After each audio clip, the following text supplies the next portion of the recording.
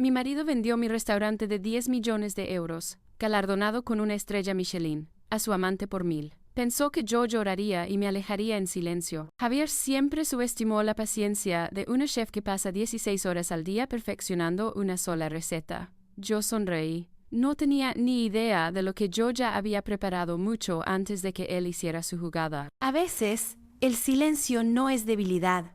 Es el sonido de una mujer que ya ha precalentado el horno para la venganza. Isabel Montero me acorraló entre el puesto de tomates ecológicos y el de quesos artesanales en el mercado central. Balanceaba una carpeta de cuero como si fuera un trofeo. Elena, querida, solo quería darte las gracias por el restaurante, dijo, lo suficientemente alto como para que los otros proveedores y clientes la oyeran. 1.000 euros ha sido más que generoso. Abrió la carpeta y exhibió el contrato de traspaso. Mi firma, burdamente falsificada, estaba emborronada al final de la página. Javier, mi marido y gerente del restaurante, estaba unos pasos más atrás, cerca de un coche de lujo que yo nunca había visto, evitando mi mirada a través de sus gafas de sol. Yo continué con mi rutina, seleccionando una por una las mini hortalizas para el menú degustación de la noche. Cada gesto era firme y controlado mientras ella seguía hablando de sus planes para mi espacio. El legado. El señor Arturo, el productor de setas que conocía a mi abuela, nos observaba con la confusión estampada en su rostro arrugado. Vamos a transformar esa cocina antigua en algo más internacional, continuó Isabel, su voz snob resonando por el mercado. Javier dice que no te importará recoger tus cosas antes del lunes. Lunes. 3 días para abandonar el restaurante que heredé de mi abuela como un simple mesón y que transformé en un templo de la cocina española. Cogí una caja de pimientos de Padrón, el peso familiar anclándome mientras mi mente se disparaba. La firma en el contrato parecía hecha por alguien que hubiera intentado escribir mi nombre con la mano izquierda durante un terremoto.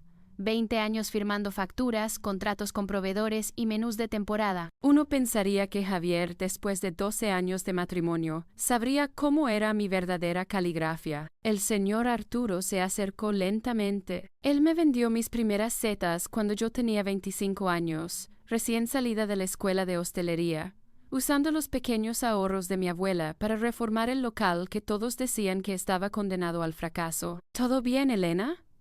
Sus ojos se movían entre el rostro triunfante de Isabel y mi calma metódica. Todo genial, Arturo. Isabel me estaba explicando cómo ha comprado el legado. ¿Comprado? Su rostro se arrugó aún más. Pero si acabas de cerrar el contrato para el suministro de trufa blanca para el invierno. ¡Por 1.000 euros! Interrumpió Isabel, empujando los papeles en su dirección. Legal y registrado. Javier se encargó de todo. Fue entonces cuando me di cuenta de la mano de Javier en el tirador de la puerta del coche, como si fuera a salir, pero luego se lo pensó mejor. 12 años de matrimonio, y ni siquiera podía mirarme a la cara mientras robaba la obra de mi vida. La cobardía dolía más que la traición. De alguna manera, el teléfono de Isabel sonó.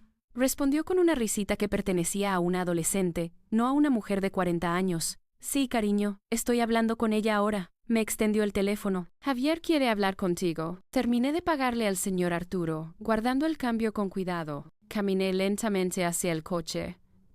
Dile que él sabe dónde encontrarme. Al fin y al cabo todavía trabaja allí. Por ahora. Sin mirar atrás, entré en mi coche.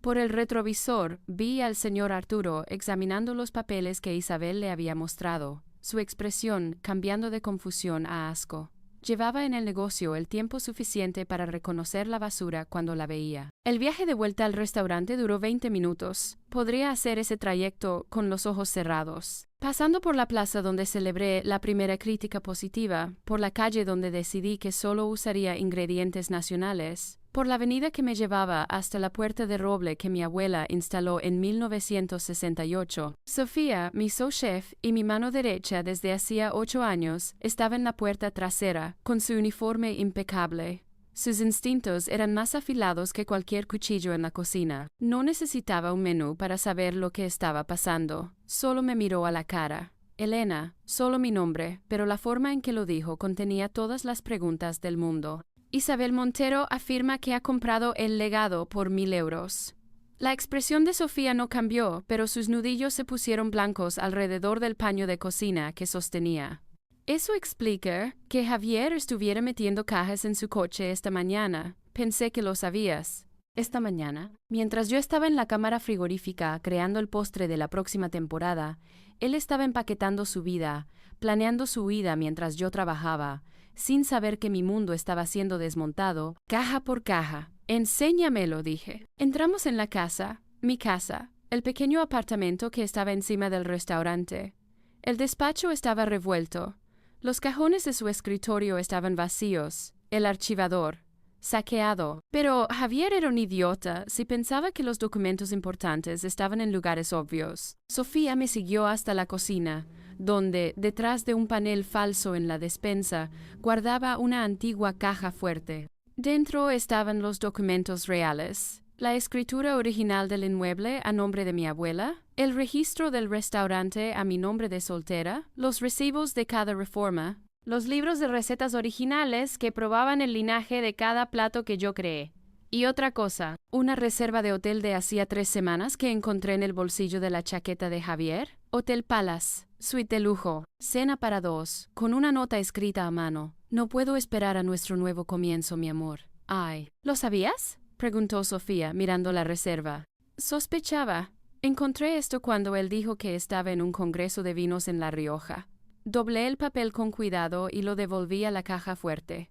Pero la sospecha y la prueba son cosas diferentes. Mi teléfono vibró. Elena, la hermana de Javier, llamando por 3ª vez esta semana. La había estado ignorando, pero ahora contesté. Elena, gracias a Dios. Su voz era tensa. He estado intentando avisarte. Javier me ha estado haciendo preguntas extrañas sobre leyes de propiedad, sobre cómo traspasar un negocio. Creí que, porque le dejaste encargarse de las finanzas, tiene algún derecho. Le dije que no funciona así, pero es un terco. Elena, él y una mujer registraron algo en la notaría. Necesitas un abogado. Ahora, después de que colgara, me senté a la mesa de mi cocina, la misma donde le serví el desayuno a Javier esta mañana, sin saber que planeaba robarlo todo antes del almuerzo. Sofía se sentó frente a mí, callada pero presente. Doctor Serrano, dije finalmente.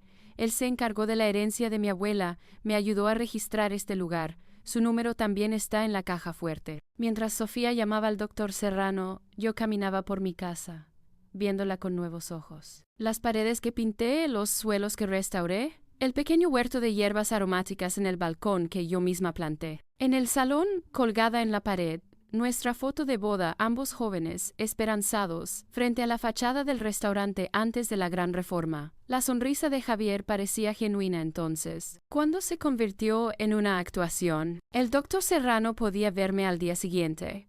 Hasta entonces, tenía un servicio de cena que preparar, una cocina que dirigir y un restaurante que gestionar. Fuera lo que fuera que Javier e Isabel pensaran que habían conseguido con su ficción de 1000 euros, el trabajo de verdad no se detenía, nunca se detuvo. Ni durante la crisis económica, ni durante la pandemia, ni durante las malas críticas. No se iba a detener ahora. Esa noche, estaba en la bodega, revisando nuestro stock de vinos.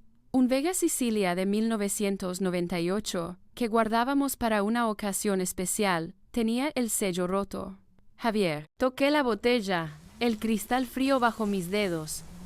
Vamos a estar bien, dije en voz alta, aunque no estaba segura de si intentaba convencerme a mí misma o al espíritu de mi abuela que parecía flotar entre las estanterías polvorientas. Construí este lugar una vez de la nada. Si es necesario, lucharé para mantenerlo. La botella de vino parecía más pesada en mis manos. Afuera, la ciudad brillaba, indiferente a los sueños que un tonto creía que podía robar por una miseria. El martes llegó con los sonidos familiares de la cocina. El siseo de la cebolla en la mantequilla, el borboteo del caldo de verduras, el batido rítmico de unas varillas contra un bol de cobre. Estaba terminando una salsa cuando oí los zapatos caros de Javier en el suelo de madera, en lugar de sus zapatos de trabajo habituales. Se detuvo en la entrada de la cocina, vistiendo su mejor traje, el que reservaba para reuniones con inversores y entregas de premios. Tenemos que hablar. No se movió hacia la cafetera como hacía todas las mañanas desde hacía 12 años. Ningún beso en mi mejilla, ninguna queja sobre el calor, ninguna pregunta sobre las reservas de la noche. Continué removiendo la salsa, la cuchara de madera moviéndose en círculos lentos y precisos. Tu café está casi listo. No me quedo a desayunar. Acercó su silla habitual a la pequeña mesa del despacho, pero permaneció de pie detrás de ella, sujetando el respaldo como un podio. Te dejo, Elena. Isabel. El nombre no fue una sorpresa. Lo vi en esa reserva de hotel, lo oí susurrado en sus sueños. Pero las siguientes palabras sí lo fueron. Y el restaurante ya está vendido, 1,000 euros. Registrado ayer en la notaría. Deslizó los papeles sobre la mesa, evitando la marca de humedad de mi taza de café. Los documentos parecían oficiales, sello del registro, firma del notario, toda la parafernalia de la legitimidad. Pero la firma que se suponía que era la mía parecía la de alguien intentando firmar un cheque mientras montaba en una montaña rusa. No puedes vender lo que no es tuyo, Javier. Está hecho, régimen de gananciales. Mi nombre está en los documentos fiscales. Apagué el fuego, moviendo la olla a un fogón frío. Movimientos cotidianos mientras mi mente catalogaba 20 años de papeleo. Nunca se molestó en leer la escritura original a nombre de mi abuela, las leyes de herencia que protegían lo que yo había recibido antes de casarnos. Las horas de trabajo que documenté construyendo este lugar antes incluso de conocernos. ¿Cuándo planeaste esto? Mi voz se mantuvo nivelada, casi profesional. ¿Eso importa? Isabel está viniendo para echar un vistazo a su propiedad. Deberías hacer las maletas. Fue entonces cuando oímos al Mercedes aparcando en la puerta, su motor demasiado silencioso para el ajetreo de nuestra calle. Por la ventana, observé a Isabel salir como si estuviera llegando a una sesión de fotos. Pantalones de lino blanco que no durarían 30 segundos en mi cocina, tacones hundiéndose en el adoquín que yo misma ayudé a colocar. Entró por la puerta principal sin llamar. ¡Oh, genial! ¡Estáis los dos aquí! Examinó mi cocina como un tasador, su nariz arrugándose ligeramente con el olor a ajo. Quiero verlo todo, empezando por el salón principal. Me quedé en la encimera, observando a esta mujer navegar por mi casa con zapatos hechos para suelos de mármol. El salón está enfrente. Cuidado con el escalón de la entrada. Es original de 1968. Ya lo arreglaremos, anunció ella, ya caminando. Este sitio necesita una actualización completa. Javier, ven a enseñarme nuestro despacho. Nuestro despacho. Él la siguió mientras yo me quedaba en mi cocina, escuchando sus tacones en el piso de arriba, marcando territorio en habitaciones donde yo le consolé cuando murió su madre. Celebré los buenos años antes de que se agriaran. Sofía apareció en la puerta trasera, observando la escena con esos ojos agudos que no se perdían nada. ¿Y visto el Mercedes? ¿Todo bien? Javier le ha vendido el restaurante a su novia por 1,000 euros. Ella cogió el teléfono, sus dedos volando por la pantalla. ¿Doctor Serrano? No vamos a esperar a mañana. Le estoy enviando un mensaje ahora mismo. Es una emergencia. Continuó tecleando mientras la voz de Isabel bajaba por las escaleras, planeando derribar la pared de la barra que mi abuelo construyó con sus propias manos. Bajaron 15 minutos después, Isabel parloteando sobre colores de pintura mientras Javier llevaba su bolso. Necesitaremos que te vayas para el final de la semana, me dijo, como si estuviera discutiendo una reserva para cenar. Javier dice que tienes a dónde ir. Javier dice muchas cosas. Sofía dio un paso adelante, con todo su 1,60 m irradiando la amenaza silenciosa de alguien que se enfrentaría a un chef furioso por un soufflé quemado. El servicio de noche necesita preparación. ¿Piensas aprender a cocinar? Isabel se rió. Un sonido tintineante que pertenecía a un bar de cócteles. Oh, vamos a cerrar por reformas. Convertiremos este lugar en un bistró francés. Mucho más rentable. Mi legado. Platos que pasé 2 décadas desarrollando, cuyas historias podía recitar como árboles genealógicos, porque eran mi familia. Vamos a la ciudad, anunció Javier, con la mano en la espalda de Isabel, para presentarla a algunos proveedores. Se fueron en su Mercedes, dejando atrás el olor a perfume caro y a traición. Sofía y yo nos quedamos en el silencio repentino. Esos papeles no se van a sostener, dijo ella. Lo sé, pero el daño que está haciendo en la ciudad será con lo que tendrá que vivir. A las 11 mi teléfono empezó a sonar. Primero el señor Arturo. Elena, ¿es verdad? Javier está aquí en el mercado con una mujer diciendo que es la nueva dueña de tu local. Después, el director del banco. Elena, hay una confusión aquí sobre un traspaso de propiedad. ¿Puedes venir? Finalmente, el renombrado crítico gastronómico de la ciudad. Elena, acabo de tener el encuentro más extraño con Javier y una rubia. Le están diciendo a todo el mundo que está sufriendo una especie de crisis nerviosa. ¿Qué está pasando realmente? Cada llamada era una pequeña humillación, mi catástrofe privada convirtiéndose en entretenimiento público. Pero lo peor estaba por llegar. La pantalla de mi teléfono se iluminó con el rostro de Lucas, mi joven protegido, el primer aprendiz que formé y que ahora estaba haciendo un curso en Francia, lo único puro que Javier y yo habíamos impulsado juntos. Su voz estaba quebrada antes de que yo siquiera dijera hola. «Chef, ¿qué estás haciendo?» Ningún saludo, solo una acusación. «Lucas, Javier me ha llamado.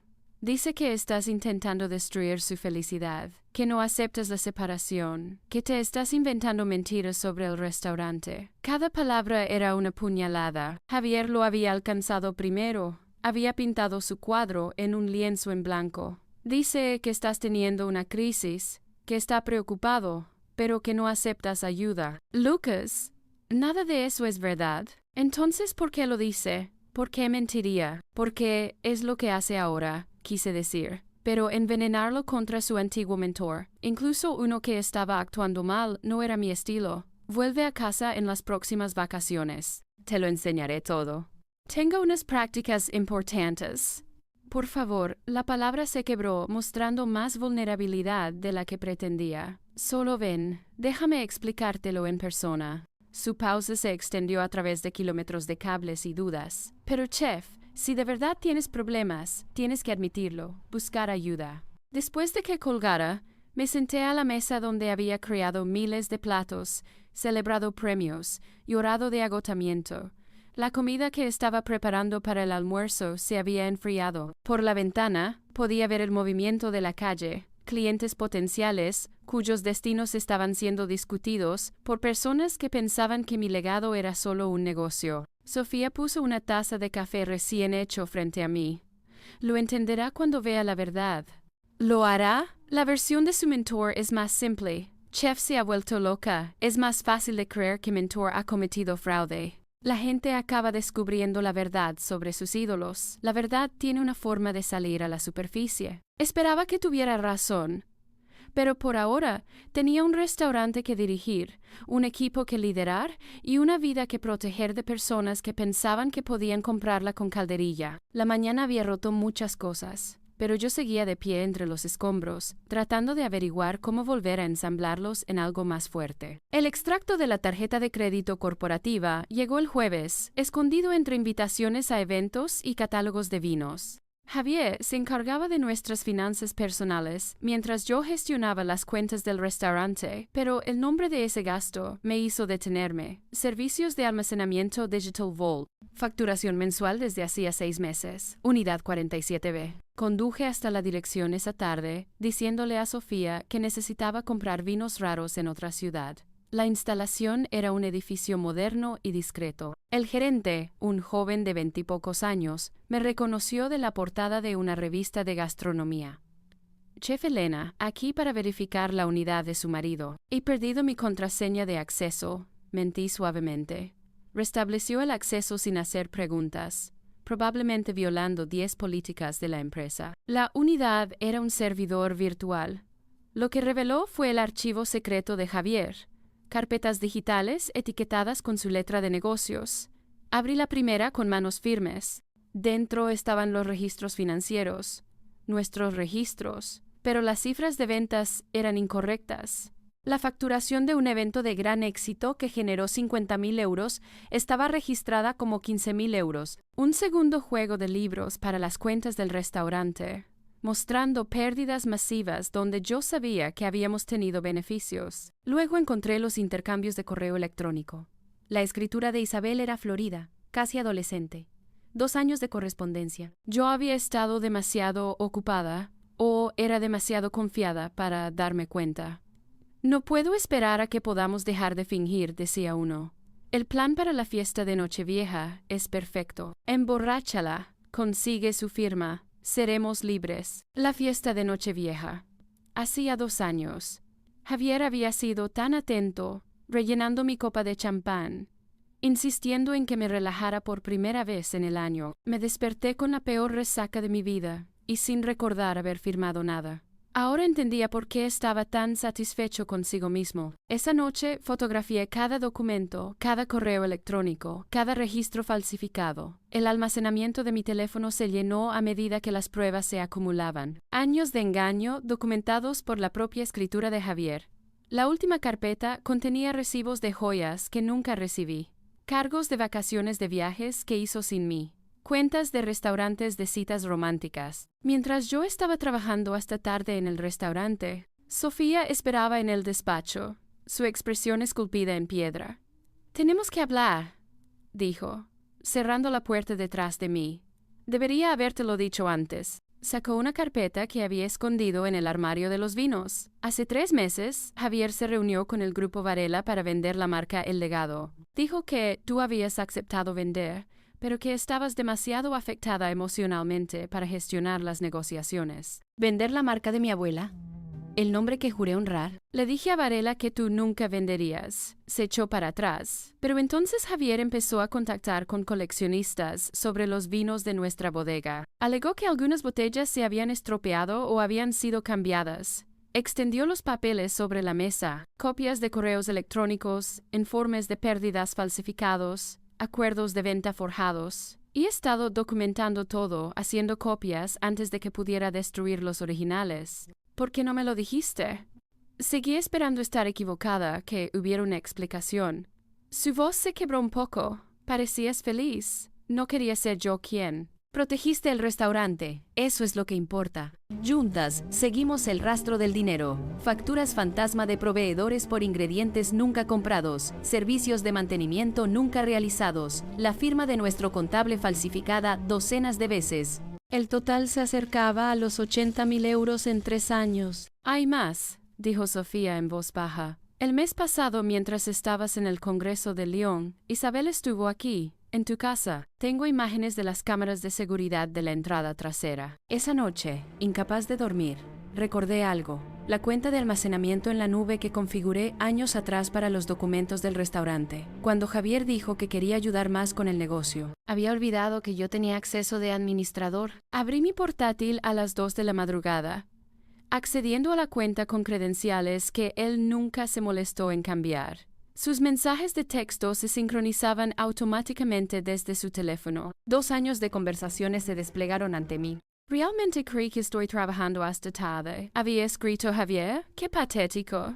«La estúpida vaca probablemente ni siquiera sabe cuánto vale realmente el restaurante», respondió Isabel. Cada plan detallado, cada mentira celebrada, burlas de mis rutinas matutinas, de mi dedicación a la cocina, de mi confianza en el hombre con el que me había casado. Fotos de ellos juntos en restaurantes que yo pensaba que había visitado con clientes. Fotos de unas vacaciones en St. Bart's, durante lo que él llamó una conferencia de negocios. Entonces lo encontré. Una foto que me dejó sin aliento. Ellos juntos en mi cama, en mi apartamento, envueltos en el edredón de mi abuela, mientras yo estaba en la entrega de premios de gastronomía en Lima la primavera pasada. El pie de foto de Isabel, su cama es más cómoda que la mía. Corrí al baño, vaciando mi estómago, hasta que no quedó nada más que bilis y rabia. No solo traición, profanación de cada espacio sagrado que yo había construido. El doctor Serrano contestó al teléfono a las 6 de la mañana, alerta, a pesar de la hora. «Elena, he estado revisando los documentos que me envió Sofía. Hay algo que necesitas saber». Nos reunimos en su despacho 1 hora después. Había sacado los registros de la propiedad desde la compra del mesón por parte de mi abuela. «La escritura está enteramente a tu nombre, como herencia. Tu matrimonio con Javier fue en régimen de gananciales. Lo que era tuyo antes sigue siendo tuyo. Pero su nombre está en los documentos fiscales. Solo a efectos de declaración. No tiene ningún derecho legal sobre la propiedad en sí». El doctor Serrano sacó otra carpeta. «¿Recuerdas la fiesta de Nochevieja hace 2 años? Esa fiesta de nuevo. Vagamente, bebí demasiado. Javier te hizo firmar algo esa noche. Probablemente pensó que era un poder notarial o un traspaso de propiedad». El doctor Serrano sonrió sombríamente. «Pero firmaste un documento de protección de activos que yo había preparado meses antes y que dejé en tu escritorio. Declara que, en caso de divorcio, el restaurante, la marca y toda la propiedad intelectual relacionada siguen siendo exclusivamente tuyos. Es legal, está registrado y es inexpugnable. Javier también lo firmó, probablemente pensando que era otra cosa después de sus propias copas. Mostró el documento, ambas firmas claras, a pesar de las líneas ligeramente temblorosas. Se protegió accidentalmente a sí mismo de ti. ¿Y el dinero que robó? Presentaremos una demanda por apropiación indebida y fraude. Entre eso y la malversación, estamos hablando de casi 1 millón de euros en reclamaciones. Incluso si su venta falsa fuera legal, que no lo es, la demanda penal impediría cualquier traspaso. Me senté en la silla de cuero del doctor Serrano, rodeada de pruebas de una traición tan completa que debería haberme destruido. En cambio sentí otra cosa, claridad. Preséntelo todo, le dije al doctor Serrano. Cada fraude, cada cargo, cada trozo de papel que proteja lo que he construido. Esto se puede poner feo. Cargos criminales. Ya está feo. Ahora vamos a hacerlo legal. Sofía estaba preparando la cocina para el servicio cuando volví. ¿Cómo de malo?, preguntó. 2 años de planificación. 80.000 euros robados. Fotos en mi cama. Ella lo asimiló. Luego volvió a picar verduras con movimientos firmes y rítmicos. Pero el restaurante nunca fue suyo para venderlo. Un joven aprendiz de cocina pasó a nuestro lado, y me di cuenta de algo. Mientras Javier e Isabel conspiraban y robaban, yo estaba construyendo algo real. Cada plato creado, cada joven cocinero formado, cada cliente satisfecho. Esa era mi verdadera fortuna. Y ningún contrato de 1.000 euros, por muchas veces que lo registraran, podía robar lo que ya era mío. A la mañana siguiente, me desperté a las 5. Como siempre, preparé el café en la misma cafetera que uso desde hace 20 años y empecé mis rondas por la cocina como si nada hubiera cambiado. El restaurante tenía que funcionar, tanto si mi mundo se desmoronaba como si no. Javier me encontró en la despensa, organizando el stock. «Te lo estás tomando bien», dijo, con la sospecha colándose en su voz. Continué etiquetando los botes. ¿Tomándome bien el qué? La venta, el divorcio, todo. La vida sigue, Javier. Los ingredientes todavía necesitan ser organizados. Me observó trabajar, probablemente esperando lágrimas, rabia o súplicas. En lugar de eso, tarareé en voz baja, la melodía que siempre usaba para concentrarme. Después de unos minutos, se fue, desconcertado por mi normalidad. Esa tarde, el investigador del doctor Serrano, un hombre tranquilo llamado David, llegó, disfrazado de inspector de sanidad. Mientras le enseñaba la cocina, plantó dispositivos de grabación más pequeños que botones en el despacho, la bodega y mi sala de estar, lo cual era legal en nuestro estado para el propietario de un inmueble. Protegiéndose contra el fraude, dijo, actúa con total normalidad. Deja que se ahorquen con sus propias palabras. Así que lo hice. Preparé el almuerzo de Javier. Lavé su ropa, la doblé con precisión, incluso planché sus camisas, aunque las estuviera usando para ver a Isabel. Las rutinas domésticas familiares se convirtieron en una actuación, y yo desempeñé mi papel a la perfección. El jueves por la noche, Javier trajo a Isabel a cenar a mi casa, a mi mesa. «Espero que no te importe», dijo, aunque claramente no le importaba. Isabel quería ver la cocina con la iluminación de noche. Serví un risotto de azafrán, la receta que su madre me enseñó. Puse la mesa con los platos de diario. Isabel habló durante toda la comida sobre sus planes de reforma. «Estamos pensando en encimeras de mármol», anunció, señalando mi encimera de madera gastada, y definitivamente derribar esa pared para un concepto abierto. «Una elección interesante», respondí, pasándole el queso parmesano. Javier me observaba atentamente, buscando grietas. Al no encontrar ninguna, se envalentonó. «Deberías estar agradecida de que Elena no luchara contra la venta», le dijo a Isabel, allí mismo, en mi mesa. «Sabe que de todas formas no podría haber gestionado este sitio sola». Cada palabra grabada por los dispositivos de David, cada admisión de su plan preservada digitalmente. El viernes, Lucas, mi protegido, llegó de Francia. Fui a buscarlo al aeropuerto. Cuando finalmente salió, su rostro mostraba el agotamiento de alguien obligado a elegir un bando. «¿Chef?» Solo una palabra, pero cargada de duda. En casa, extendí las pruebas sobre la mesa de la cocina, las firmas falsificadas, los extractos bancarios que mostraban el robo, las fotos del servidor, los mensajes de texto de su mentor burlándose de mi estupidez. Las manos de Lucas temblaron mientras leía. Cuando llegó a la foto de ellos en mi cama, apartó los papeles y corrió al baño. Le oí vomitar, la misma reacción que yo tuve. Más tarde nos sentamos en el balcón. ¿Cómo puedes estar tan tranquila?, susurró. La paciencia es lo que separa a un chef de un cocinero aficionado. Tu mentor está actuando como un aficionado ahora. Yo me mantengo profesional. Se quedó en silencio por un largo momento. Siento haber dudado de ti. Era tu mentor. Querías creer en él. El domingo por la mañana, la escalada de Javier llegó a su punto álgido. Volví del mercado para encontrar las cerraduras de mi apartamento cambiadas. Mi llave no giraba. Javier, grité a través de la puerta. Mis cosas están ahí dentro. Deberías haberlo pensado antes de ser difícil, gritó él desde dentro. ¿Hay un hotel en la ciudad? El pequeño vestuario de los empleados en el restaurante tenía un sofá viejo. Lo instalé junto a las taquillas, usando manteles limpios como mantas. Esa noche, me tumbé escuchando los sonidos del restaurante al dormirse. Sofía me encontró allí el lunes por la mañana, trayendo café y un croissant. Esto es una locura. Tienes que llamar a la policía. No. El doctor Serrano dice que les dejemos pensar que están ganando. La grabadora del salón le pilló admitiendo que las cerraduras eran para forzarme a salir de mi residencia legal. Más pruebas. Isabel llegó esa tarde con una cinta métrica y muestras de tela, paseándose por mi casa como si fuera suya mientras yo observaba desde la puerta del restaurante. Pensaban que habían ganado. Pensaban que mi silencio significaba rendición. No podían ver la trampa cerrándose. No podían oír las grabaciones acumulándose. El lunes llegó, envuelto en nubes bajas que prometían lluvia. Llamé a Javier esa mañana, mi voz cuidadosamente neutra. Estoy lista para discutir los términos pacíficamente.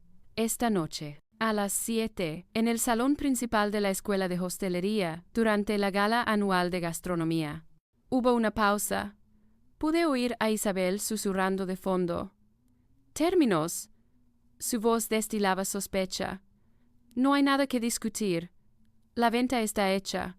Entonces considéralo una cena de despedida, un cierre. Trae a Isabel. Debería estar allí». Otra pausa, más susurros. «Está bien, pero sin dramas, Elena». «Sin dramas, acepté». Llegué a la ceremonia a las 6:30, eligiendo una mesa cerca del escenario, donde todo el salón tendría una vista clara. El maître, Roberto, que había servido nuestras cenas de aniversario durante 10 años, arqueó una ceja ante mi petición de agua, no de vino. «¿Celebrando esta noche, chef Elena?» «En cierto modo, Roberto, en cierto modo». El doctor Serrano ya había llegado, posicionado en la barra con su maletín. David, el investigador, tenía una mesa cerca de la cocina. El detective Morales, un amigo del doctor Serrano, estaba en una mesa en la esquina, pareciendo un invitado más. A las 7 en punto. Llegaron. Isabel llevaba un vestido de gala que intentaba demasiado, y en su cuello el collar de perlas de mi abuela, el que Javier afirmó que había sido robado en un viaje el año pasado. Verlo en su garganta hizo que mis manos se apretaran en el vaso de agua.